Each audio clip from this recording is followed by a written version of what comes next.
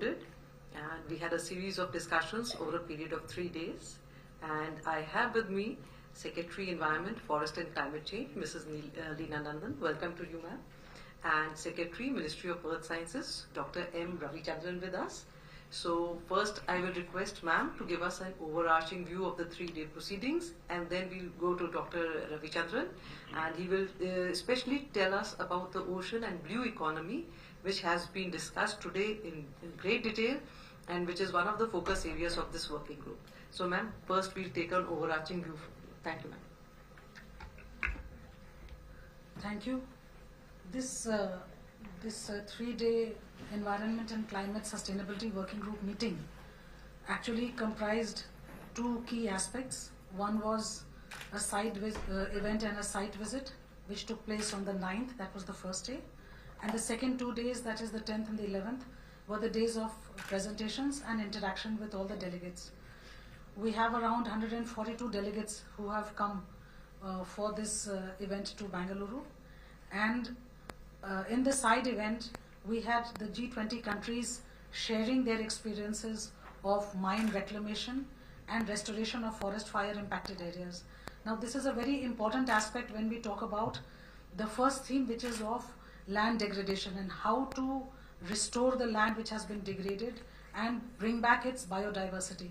So this participation of all the countries and the experience sharing from India as well was related to that particular theme. The site visit actually then took all the delegates to Kalkere, where there is a very good model of restoration of different types of vegetation. And it was a big learning for all the delegates and how India has been able to come out with these models, which is also a part of the training curriculum and the interaction that our forest officials have in terms of when they work in their respective terrains. How do we do this restoration of the degraded land? After this, they were also taken to the Bannerghatta National Park, and there the ecotourism that has been developed so well in Karnataka, which is actually a model for many other states, in which the tourists get a very good interaction with biodiversity, with the flora and fauna, and in turn they become sensitized to the environment and to the forest. That, along with the ownership of the community, because there were local guides who then took the delegates around and explained many aspects. So this was something which they greatly liked, and all the feedback from the delegates was that this particular part was something that was a very enriching experience for them. And the butterfly park also, they were shown, and they released some butterflies, which was also a unique experience. So this richness of Karnataka's biodiversity and the cultural program yesterday, we had a gala dinner and a cultural program.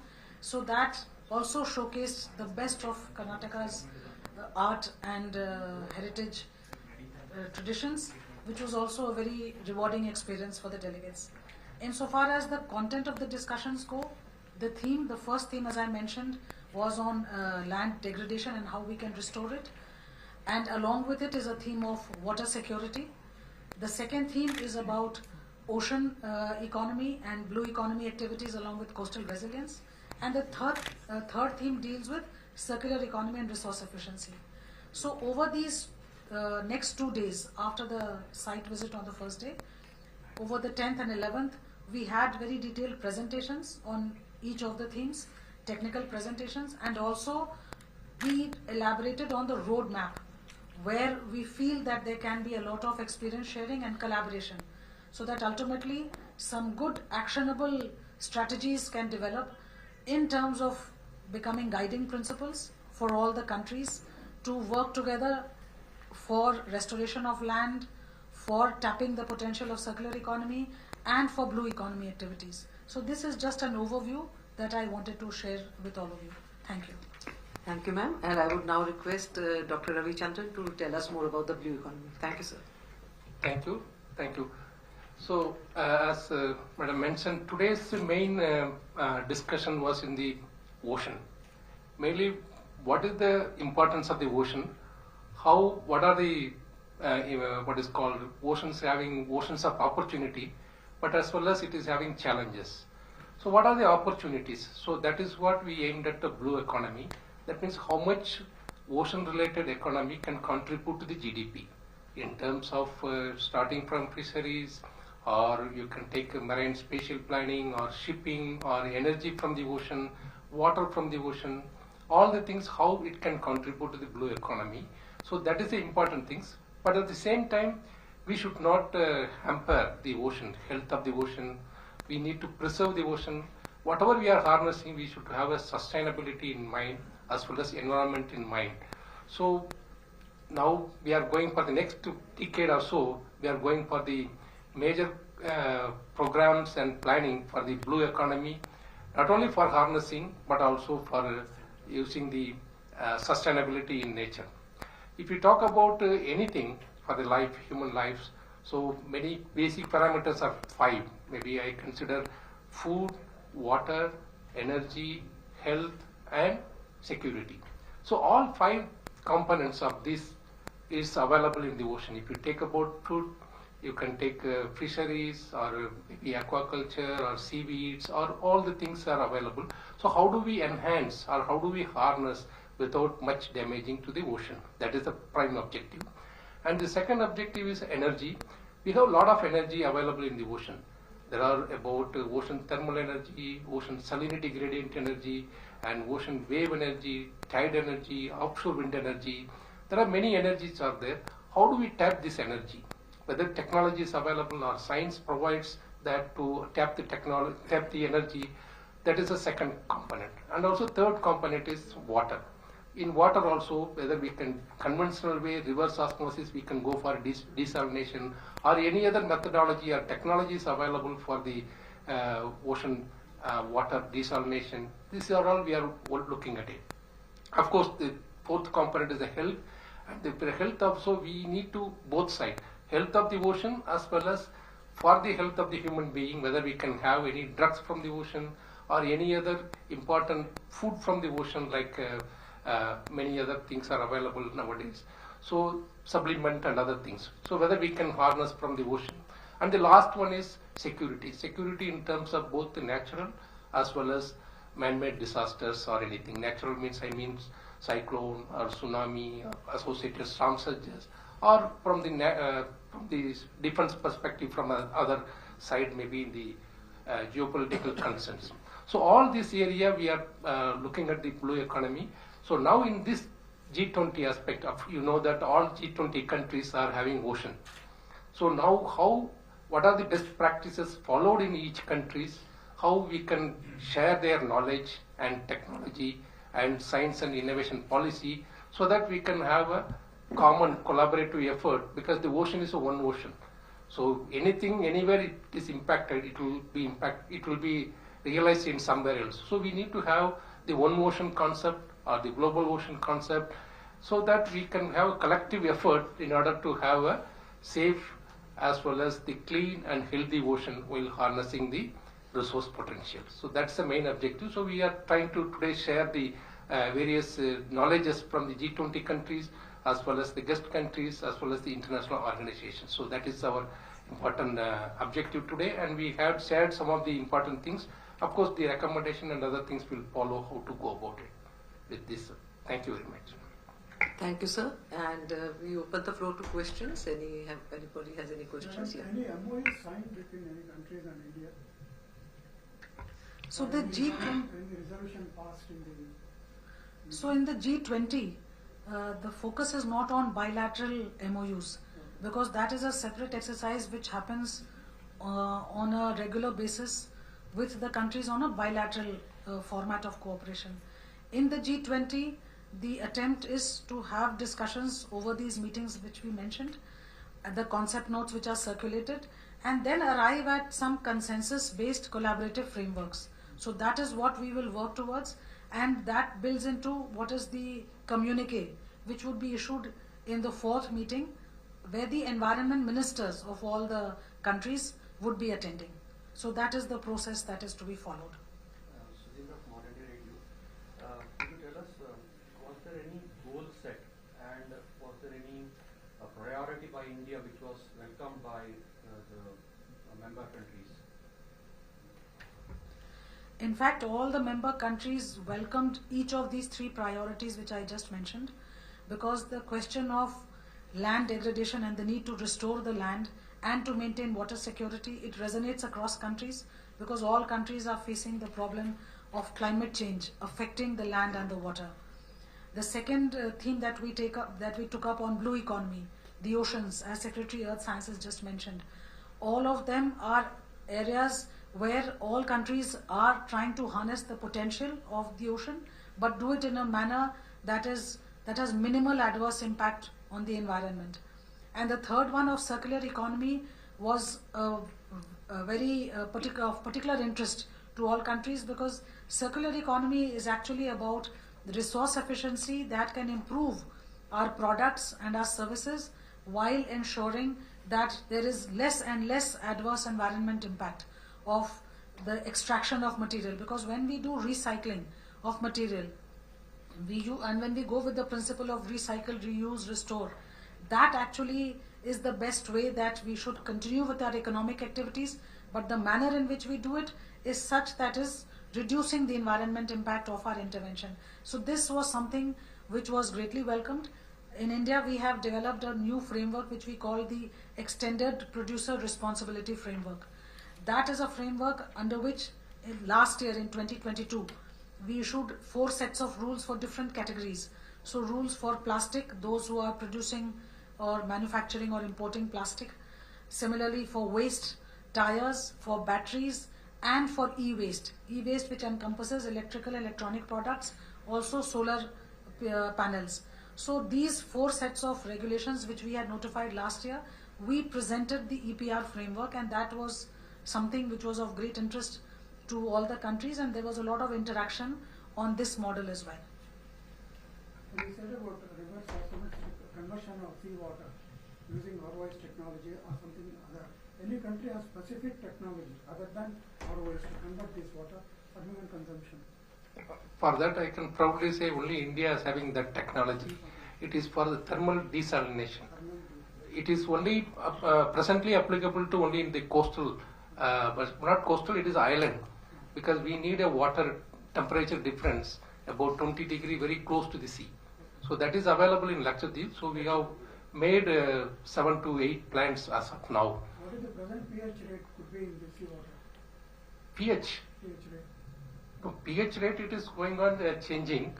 You are asking rate or present value of pH? Value of pH, yeah. It is about 7.6 like that. It is, but it is always where you measure. You cannot say global average. So it varies from place to place. So this Of course, acidity is increasing. That's the main.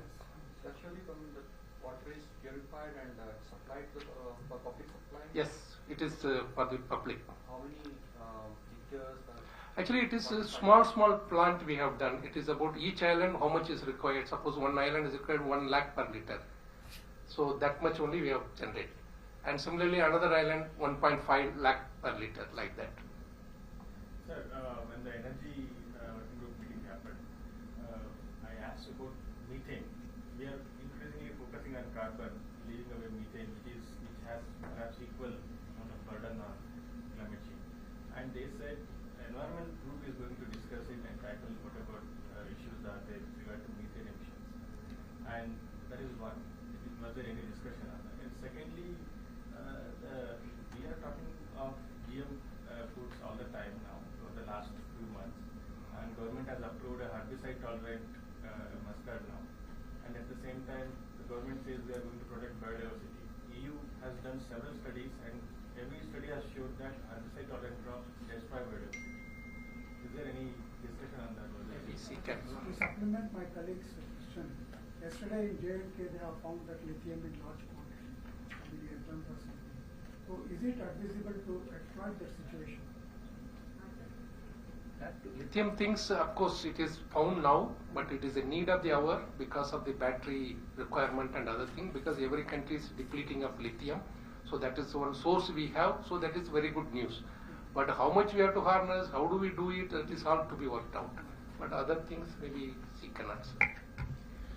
You asked about methane. So the methane issue is not one that is either taken up under the overall emission reduction issue, nor is it part of the NDCs. So the UNFCCC, the mandate of the UNFCCC and the plans that every country makes for reduction of emissions is in terms of carbon. And methane is not part of the discussion, nor was it part of the priority themes that we had identified. In terms of your second question with respect to GM, I will ask my colleague, the Additional Secretary. He will shed a little more light on it. Can we have a mic? So you can come here, man. So, you talked about, herbicide tolerant GM mustard. So, it is not herbicide tolerant GM mustard. That is number one. We have not approved herbicide tolerant GM mustard. Herbicide tolerant feature is used only for the production of seeds, not in the farmer's field. So it has been approved as a new technology for developing pure hybrid seeds, and that is how we go for 20 to 30% more yield. And farmers are not supposed to use herbicide and at their fields, and it is not allowed. So that clarifies, I think, your question. I have a question here.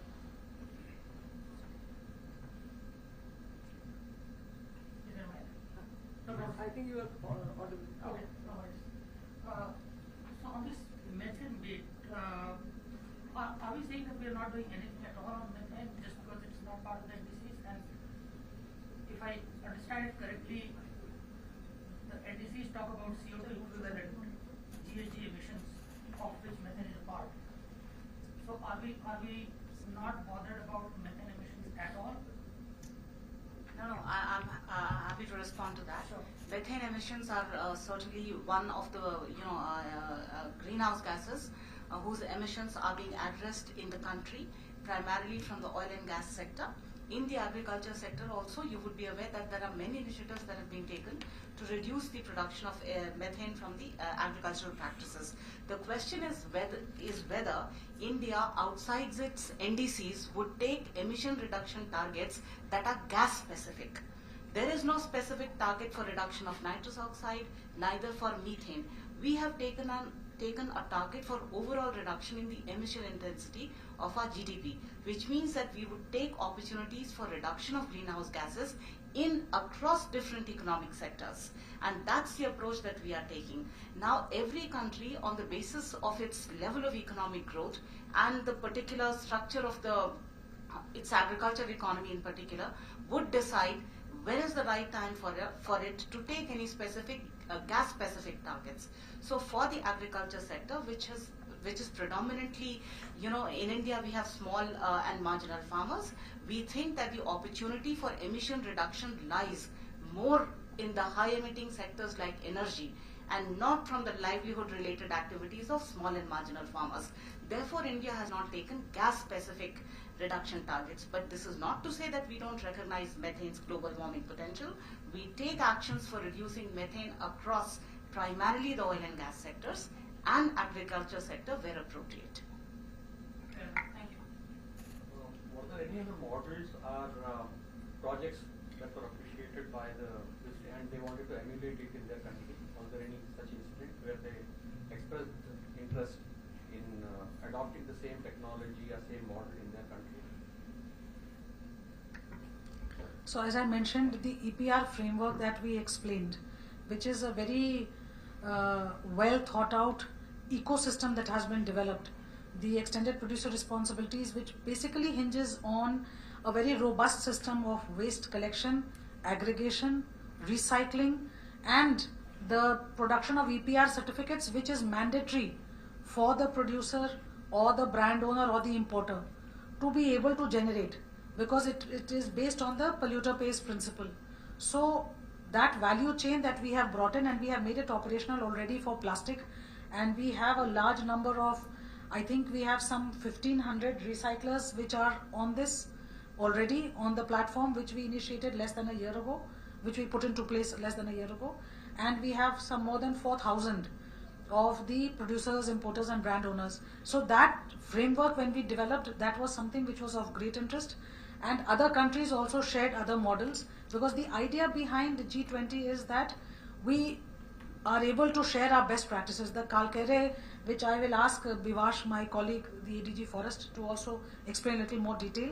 That is something which they greatly appreciated, because it is a system that we have put into place for restoration of forest in very different types of terrain. And that's a model that can resonate with different countries, because they have their unique terrain and unique agroclimatic conditions. So Bivash, can you talk about it briefly? So basically, So you can come.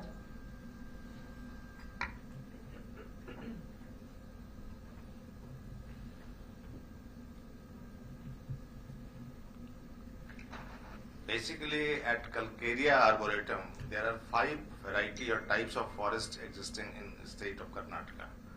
All the 5 varieties of forest have been replicated at Calcaria, from dry deciduous to moist evergreen forest. So this type of restorations has not been seen anywhere, that all the different type of forest type has been placed at one place, showcasing the success percent of stabilization of the degraded land.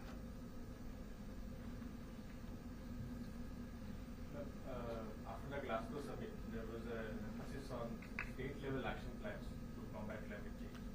It's been 1.5 years since Karnataka submitted its plan. I'm hearing that center has not given a reply on that. I just want to know how many states are yet to submit it and how the evaluation is going to take place. Is there any funding involved? So in fact, all states and union territories had made their first round of the state action plans for climate change, and several states have also updated them.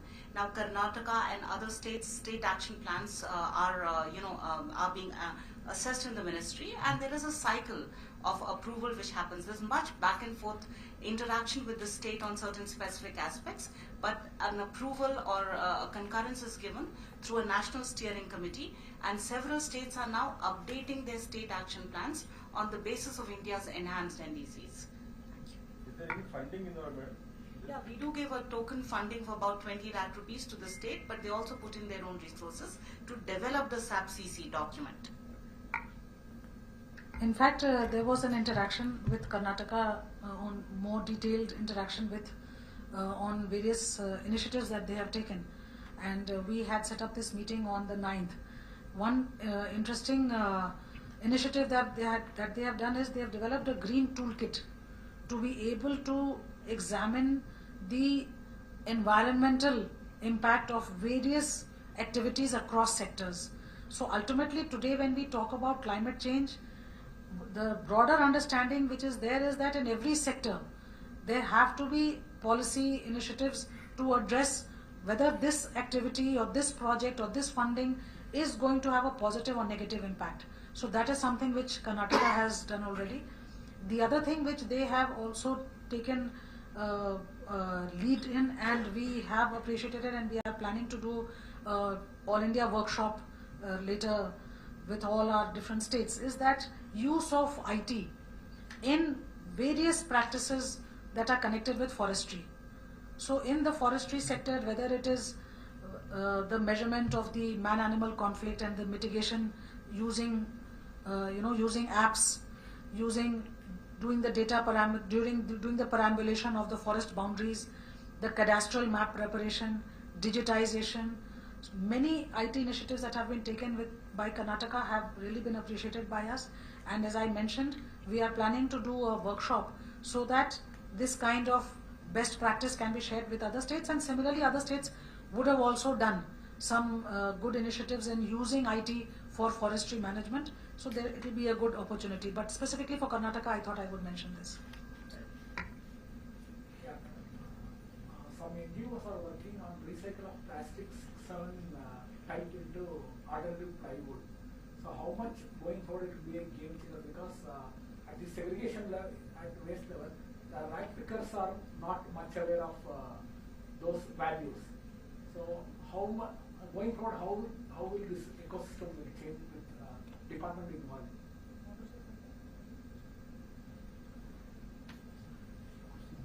So we have initiated a lot of work on encouraging alternatives to plastic and also encouraging recycling of plastic. and Additional Secretary will give a little more detailed input on that. The Secretary talked about the EPR framework which has been put in place. So this framework puts in place a market mechanism for monetizing this entire exercise. So now the recyclers will get money on account of recycling of plastic from the producers of the plastic on account of their fulfilling their EPR obligation. So there will be value attached to the entire chain of collection and recycling. Then that is how a part of it will get transferred to the rack pickers also. Are we expanding the scope of EPRs to some of the products? Like, I can think of LED bulbs. So it has already been expanded. We started with plastic, but as I mentioned, then the same EPR framework has been made applicable to waste tire, then to batteries, all types of batteries, and then to e-waste, which includes all types of electronic products and also solar products. And there are some total 106 products which are covered in the ambit of the e-waste rules. Right. So they will have to fulfill their EPR obligations. Right. And the wind turbine panels would come under plastics, right? No, not wind. Comprise plastic covers plastic packaging. So at bottles and anything anywhere plastic, if the plastic is used as a packaging item of the product, then it gets covered by the EPR on plastics. But as far as electrical waste management is concerned, electrical and electronic waste, earlier we were just covering 21 products and items. Now it is 106. So that kitty has been expanded and it will become effective from 1st April 2023. Thank you. Spoke about plastic. The retail market is using plastic for packaging the food items, which are like in villages it's a huge menace. Is there any plan to phase out plastic and bring something that is eco-friendly? As per the rule position, as far as rule position goes, single-use plastics have already been phased out from 1st July of last year, and even the bags only more than 120 microns is allowed from 1st January of this year. It is something which is a continuous effort on our part, so we are pushing for many messages and advocacy for preventing this use of plastics, and simultaneously also the enforcement part in terms of taking action against those who are producing this kind of single-use plastic has also been initiated through the Central Pollution Control Board and matched by actions on part of the state pollution control boards. The message is out there, but more and more action is what we are asking the pollution control boards to do, so that those who are producing the single-use plastic, when we say carry bags, it's not that all carry bags have been banned, but how many microns is the issue. So carry bags which fulfill that quality specification are all right. Similarly, compostable plastics are allowed because compostable plastics can be put back into the recycling chain, and ultimately the obligation also makes sure that apart from the recycling, going forward the producers, and this holds good for all the 4 categories, they will have to mandatorily use recycled material in their future products. The idea is that we have to discourage that virgin material is continuing to be produced. It has to be an emphasis on recycling for putting it back into the production value chain. Was there any discussion on this solar panels which are installed on the mountain regions and all other electrical equipments coming up? So the adverse impact on the climate, was it discussed, nuclear power plants and all? No, these issues have not been discussed. So you talked about major planning and formulation of programs on 5 parameters to revive the blue economy part. And given the Indian context of, say, large-scale sea erosion and crores of rupees being invested in preventing and arresting that part, and also the fish famine that we have been witnessing both on the eastern and the western sector, is any timeline that India is looking at? And also, is there any outlay of budget proposals being discussed at this meeting? Actually, for this meeting is not, it is basically, as already mentioned, it is to best practices to share for blue economy. How do we harness and how to, whatever the degradation is happening, how to suppress or how to make it. But in this meeting, there is no budget or anything, but India Pacific, we have different mechanism for, I think draft blue economy policy is out. Now we are planning to have a concrete plan for blue economy policy. Once that comes, then various ministry will take up this different implementation plan. So following up with the COP27 summit, are the G20 countries going to calculate how much money is needed to transition and adopt these mechanisms, and how much money the rich countries have to pay for them with regard to?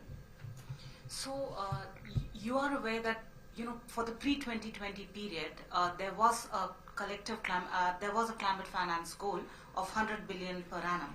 Now that goal was nowhere reached, and today there is a standing committee on finance which is assessing how much of that initial goal could be provided. But now there are estimates that the requirements are running into trillions, and actually the world has come together through the COP mechanism to work on a new collective quantified goal on climate finance.